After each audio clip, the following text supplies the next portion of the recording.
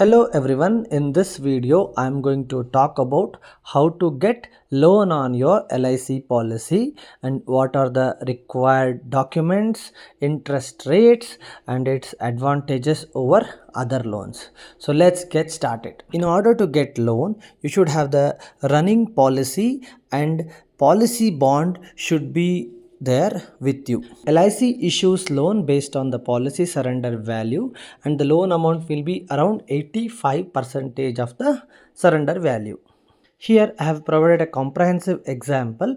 Let's say that you have a policy with a surrender value of around 5 lakhs. In that case, you may get loan up to 4.5 lakhs. You need to visit branch and based on your policy, LIC issues loan. Majority of the cases, the loan amount will be around 85% of the surrender value. Interest rates on your loan amount will be around 9 to 9.5 percentage. Again, it depends on policy to policy. Again, in majority of the cases, the interest rate will be around 9.5% of the total loan issue. The required documents to get loan is LIC policy bond. So just visit the nearest LIC branch office. Make sure you have the running policy in that branch. If it is running in some other branch, just transfer it to the branch where you're applying the loan. Provide the required bank details. LIC takes around 24 to 48 hours to process the loan.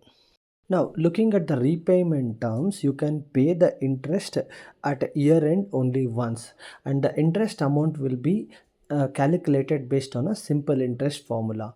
For example, for 5 lakhs with a 9.5 interest rate, it is coming around 47,500. The interest component can be paid one shot at the end of year so that your loan will be renewed. There won't be any penalty like a personal loan or no need to pay any EMI like other personal loans. In case you are looking for a loan for a shorter period of term, then LIC loan is the best because no KYC required, no credit check required, and the loan disbursal will be instant. And there is no pre-closure fees involved when you repay the complete loan amount.